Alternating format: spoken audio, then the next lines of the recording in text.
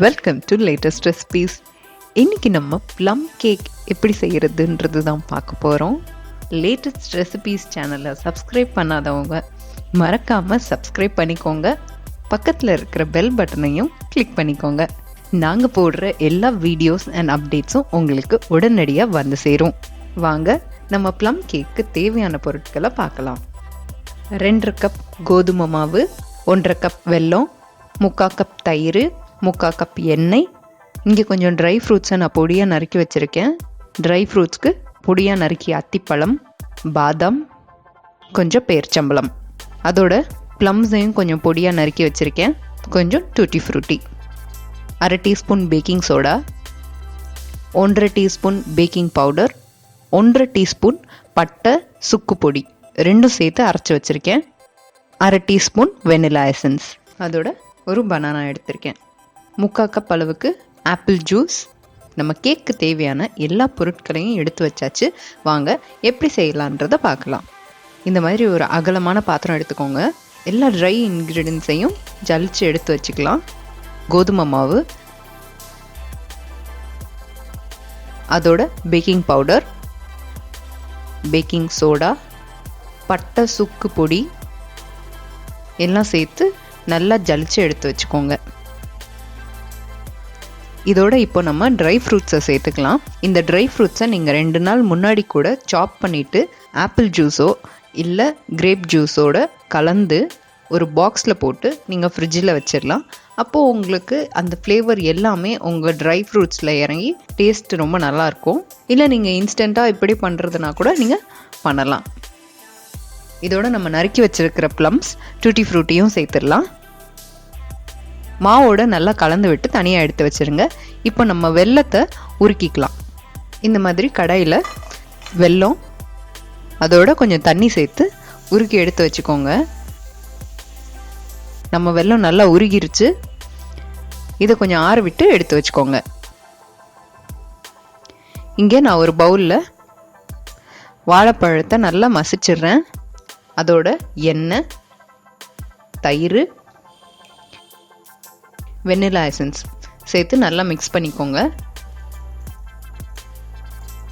இப்போ நம்ம உருக்கி வச்சிருக்கிற வெல்லத்தை இதோட சேர்த்துடலாம். வெல்லம் ரொம்ப சூடாகவும் இருக்கக்கூடாது, கொஞ்சம் ஆற விட்டு சேர்த்துக்கோங்க. ஆறுறப்போ உங்களுக்கு வெல்லம் ரொம்ப கெட்டி ஆயிடுச்சு அப்படின்னா ஒன்றும் பிரச்சனை இல்லை, கொஞ்சம் தண்ணி சேர்த்துட்டு திருப்பி உருக்கி ஆற விட்டு மிக்ஸ் பண்ணிக்கோங்க. இப்போ இந்த நேரத்தில் நான் எல்லா இன்க்ரீடியன்ஸும் ஆல்மோஸ்ட் சேர்த்தாச்சு. இங்கே ஆப்பிள் ஜூஸ் தவிர இந்த ஆப்பிள் ஜூஸை நான் கடைசியாக தான் சேர்க்க போகிறேன். இப்போ நம்ம இதோட மாவும் ட்ரை ஃப்ரூட்ஸும் கலந்து வச்சுருக்கிறத கொஞ்சம் கொஞ்சமாக சேர்த்துடலாம்.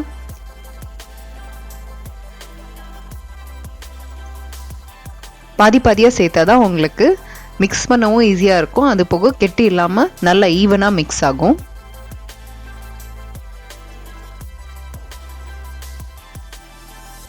இப்போ நம்ம ஆப்பிள் ஜூஸை இதோட கொஞ்சம் கொஞ்சமாக சேர்த்துக்கலாம். கன்சிஸ்டன்சி பார்த்துக்கோங்க, மாவு தண்ணி ஆயிடக்கூடாது. அதனால தான் நான் இங்கே கொஞ்சம் கொஞ்சமாக சேர்க்குறேன்.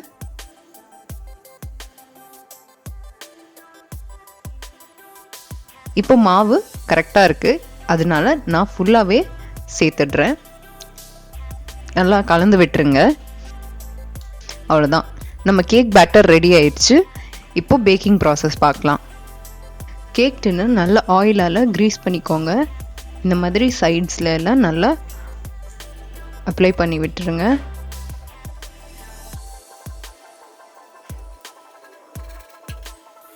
நம்ம கேக் டின் அளவுக்கு இங்கே பட்டர் ஷீட் கட் பண்ணி வச்சுருக்கேன்.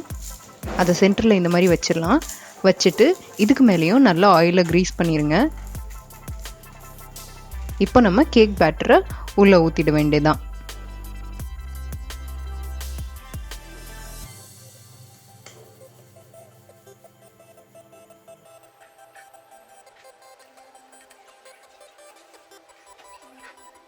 பேட்டரை போட்டதுக்கப்புறம் இந்த மாதிரி நல்லா லெவல் ஆக்கி விட்டுக்கோங்க.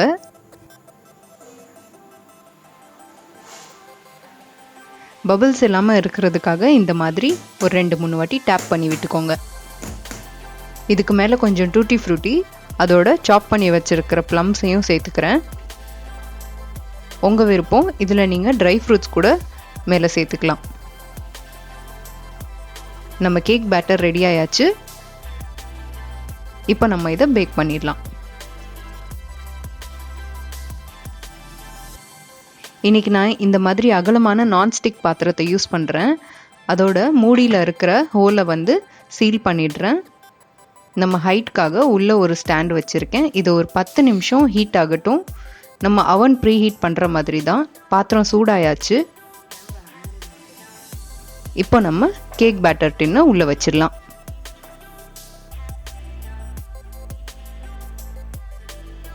உள்ளே வச்சுட்டு இதை க்ளோஸ் பண்ணி விட்டுருங்க. குக் ஆகுறப்போ அடிக்கடி ஓப்பன் பண்ணாதீங்க. ஃப்ளேமை வந்து ரொம்பவே கம்மியாக வச்சுருங்க. லோ ஃப்ளேமில் வச்சு குக் பண்ணுங்கள். அப்போ தான் நம்ம கேக் வந்து நல்ல பதமாக குக் ஆகும்.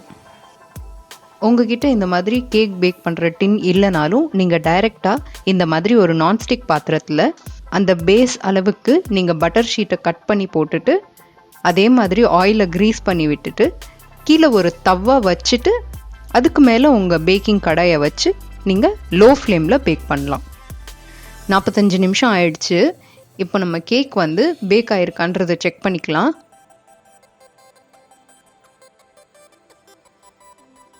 நான் இந்த மாதிரி ஒரு கத்தி விட்டு செக் பண்ணி பார்க்குறேன். நம்ம மாவு ஒட்டாமல் வரணும். பாருங்கள், நம்ம கேக் வந்து பேக் ஆகலை. மாவு இன்னும் சென்டரில் பச்சையாக இருக்குது. பாருங்கள் எப்படி ஒட்டுது. அதனால நான் இன்னும் கொஞ்சம் நேரம் மூடி விட்டுடுறேன். கிட்டத்தட்ட எனக்கு 1 மணி நேரம் ஆயிடுச்சு. ரொம்ப கம்மி ஃப்ளேமில் தான் வச்சுருக்கேன். இப்போ நம்ம கேக் பேக் ஆயிடுச்சான்றதை செக் பண்ணி பார்க்கலாம். பாருங்கள், நம்ம கத்தி க்ளீனாக வந்திருக்கு. நம்ம கேக் வந்து சென்டர்லேயும் சரி வெளியிலேருந்தும் சரி நல்லாவே நம்ம மாவு பேக் ஆயிடுச்சு. நம்ம கேக் டின்னை வெளியே எடுத்துட்டு ஒரு 15 நிமிஷத்துக்கு ஆற விட்டுருங்க. அதுக்கப்புறம் நம்ம டின்னை ஓப்பன் பண்ணலாம். கத்தியை வச்சு இந்த மாதிரி சைடில் கொஞ்சம் எடுத்து விட்டுருங்க. எடுத்து விட்டதுக்கப்புறம் நம்ம கேக் டின்னை ஓப்பன் பண்ணிடலாம். நம்ம கேக் பாருங்கள் ஒட்டாமல் சூப்பராக வந்துடுச்சு. நம்ம கீழே இருக்கிற பேஸ் பிளேட்டையும் பட்டர் ஷீட்டையும் எடுத்துடலாம். இந்த மாதிரி கேக் பேக்கிங் ட்ரேஸ் நம்ம மார்க்கெட்டில் ரொம்பவே சுலபமாக கிடைக்கிது. இல்லை நீங்கள் அலுமினியமோ இல்லை வேறு கேக் டின்னில் பேக் பண்ணுறதுனா கூட நீங்கள் பேக் பண்ணலாம்.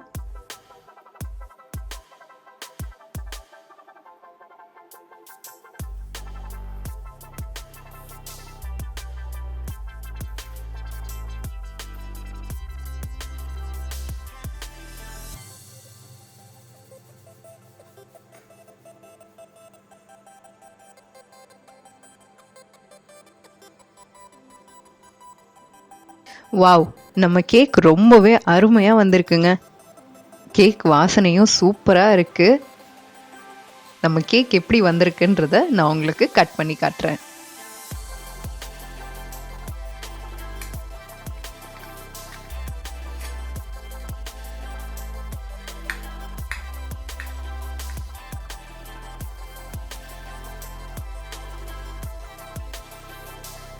ட்ரை ஃப்ரூட்ஸ் எல்லாம் ரொம்ப அழகாக இருக்குது. சென்டரில் நம்ம கேக் ரொம்பவே சாஃப்டாக வந்திருக்குங்க. எப்படி இருக்குன்றதை நான் டேஸ்ட் பண்ணி சொல்கிறேன். வாவ், யம்மியாக வந்திருக்குங்க நம்ம ஸ்பாஞ்சி ப்ளம் கேக். கண்டிப்பாக நீங்களும் ட்ரை பண்ணி பாருங்கள், உங்களுக்கு ரொம்பவே பிடிக்கும். ட்ரை பண்ணி பார்த்துட்டு எங்களோட உங்கள் கமெண்ட்ஸை மறக்காமல் ஷேர் பண்ணுங்கள்.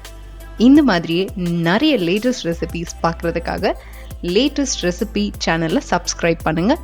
மறக்காமல் பெல் பட்டனை கிளிக் பண்ணுங்கள்.